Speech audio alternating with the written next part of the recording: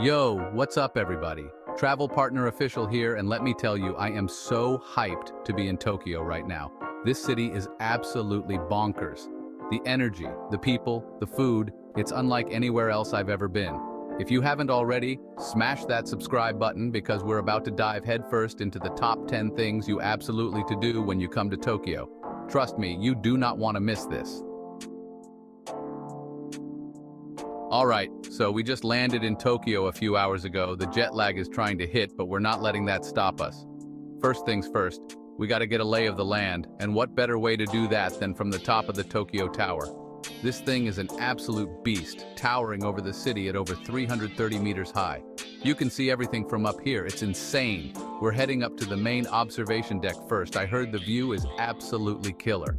And if we're lucky, we might even catch the sunset from up here. They also have this special glass floor section where you can literally see straight down to the ground. I'm not gonna lie, I'm a little terrified, but hey, gotta face your fears, right? Okay, so the view from up here is even more breathtaking than I imagined. You can see the whole city sprawling out before you. All the neon lights are starting to come on. It's magical. Definitely worth braving the lines and the crowds for this experience. All right, so we conquered the Tokyo Tower. Time to refuel. I'm starving, and you already know we gotta try some authentic Japanese food while we're here. Ramen, sushi, maybe even some takoyaki. The possibilities are endless. Okay, so Tokyo is amazing, but it's also incredibly intense. There's so much going on all the time that it's almost overwhelming. That's why we decided to start our day at Seno Temple, the oldest temple in Tokyo. It's like stepping into a different world, a place of peace and tranquility. You can feel the history as you walk through the gates. It's almost tangible. The smell of incense fills the air, and you can hear the chanting of monks in the distance. It's definitely a sensory experience. We spent some time just wandering around, taking it all in. There's something really special about this place. It's like a little oasis of calm in the middle of all the craziness. Of course, no trip to Sensoji would be complete without checking out the market streets. It's a sensory overload in the best way possible. You can find everything from traditional crafts and souvenirs to delicious street food. We may have overindulged on mochi, but hey, no regrets. Okay, so we've all seen the pictures, the videos, the sheer madness that is Shibuya Crossing. But let me tell you, nothing can prepare you for the experience of actually being there. It's like the entire world is converging on this one intersection, and somehow it works. We decided to just go for it, jump into the chaos and see what happened. The second the light turned green, it was like a wave of humanity, everyone moving together in this perfectly choreographed dance. It's exhilarating and terrifying all at the same time. You're constantly bumping into people, but everyone's so polite, there's no anger. Just this shared understanding that we're all in this together. After braving the crossing a few times, we decided to find a rooftop cafe and just observe the madness from above. It's fascinating to watch the patterns of the crowd, the way it ebbs and flows. It's like a living, breathing organism. If you're into fashion, Harajuku is your playground. It's like stepping into a live-action anime with people expressing themselves through the most incredible outfits you've ever seen. We're talking bright colors, bold patterns, and a whole lot of personality. Takashita Street is the heart of Harajuku fashion, and it's a sensory overload in the best way possible. There are shops selling everything from vintage clothing and kawaii accessories to crazy platform shoes and colorful wigs. We couldn't resist trying on some of the outfits, even though I'm pretty sure I looked ridiculous. But hey, when in Rome, right? The best part about Harajuku is that everyone is so accepting you can be whoever you want to be, and no one bats an eye. Of course, no trip to Harajuku is complete without trying a crepe. They're like works of art, piled high with fruit, whipped cream, and all sorts of other deliciousness.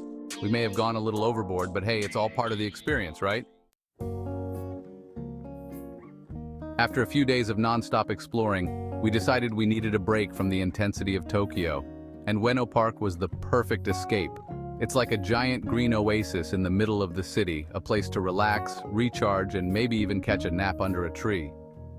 There's something for everyone at Ueno Park, from museums and art galleries to temples and shrines.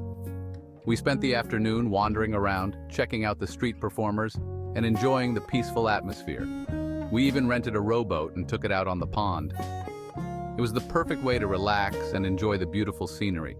The park is especially stunning in the spring when the cherry blossoms are in bloom. Ueno Park is also home to one of the oldest zoos in Japan.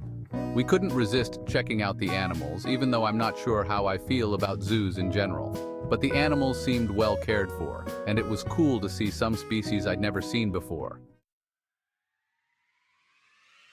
Get ready to enter a world of flashing lights, anime soundtracks, and enough electronics to make your head spin. Akihabara, also known as Electric Town, is a haven for techies, gamers, and anyone who loves Japanese pop culture. From towering department stores selling the latest gadgets to tiny shops overflowing with retro video games, Akihabara is a shopper's paradise. Prepare to be overwhelmed by the sheer volume of stuff on offer. We spent hours getting lost in the maze of shops, marveling at the latest tech, and reminiscing over classic video games. I even tried out a VR headset. Talk about a mind-blowing experience. And of course, no trip to Akihabara would be complete without experiencing a maid cafe.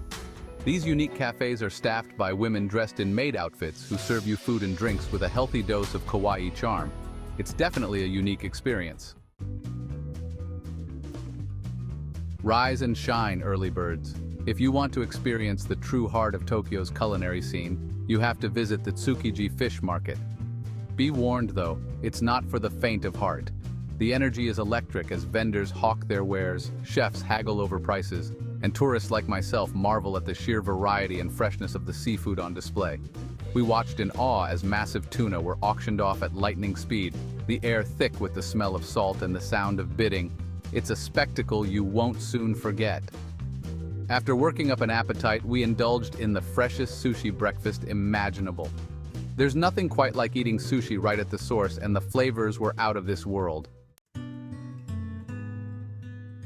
Stepping into the Meiji Shrine is like entering a different world, a serene escape from the hustle and bustle of Tokyo. Dedicated to Emperor Meiji and Empress Shokin, this Shinto shrine is a place of peace, tranquility, and reflection. We strolled along the wide gravel paths, shaded by towering trees, and felt the stresses of the city melt away. The air was fresh and clean, a welcome contrast to the city's usual buzz. We took some time to participate in the traditional Shinto rituals, washing our hands and mouth at the purification fountain, and writing our wishes on wooden plaques, known as ima, to hang at the shrine.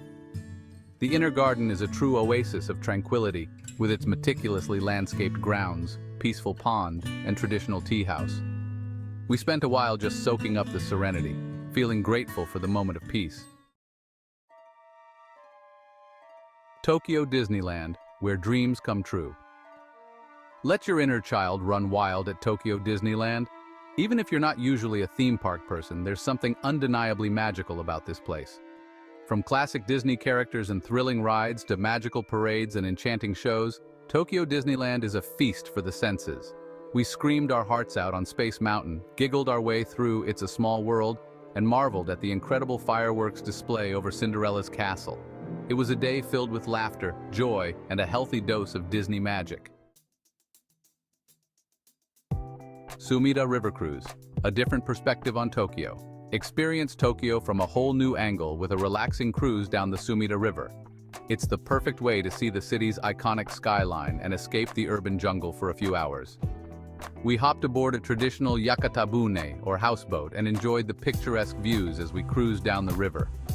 The sun was shining, a gentle breeze was blowing, and we had front row seats to some of Tokyo's most iconic landmarks. We drifted past the Tokyo Sky Tree, the Rainbow Bridge, and traditional neighborhoods, each offering a unique perspective on this fascinating city. As the sun began to set, we found ourselves approaching Odaiba, Tokyo's futuristic waterfront district. The view of the city lights twinkling as darkness fell was simply breathtaking. See you soon, Tokyo! So there you have it, guys, our top 10 must-do activities in Tokyo. This city is truly one of a kind, and we barely scratched the surface. From ancient temples to futuristic skyscrapers, there's something for everyone in this incredible city. If you haven't already, hit that subscribe button for more travel adventures. We'll be bringing you guys more travel vlogs soon, so stay tuned. Until next time, peace out.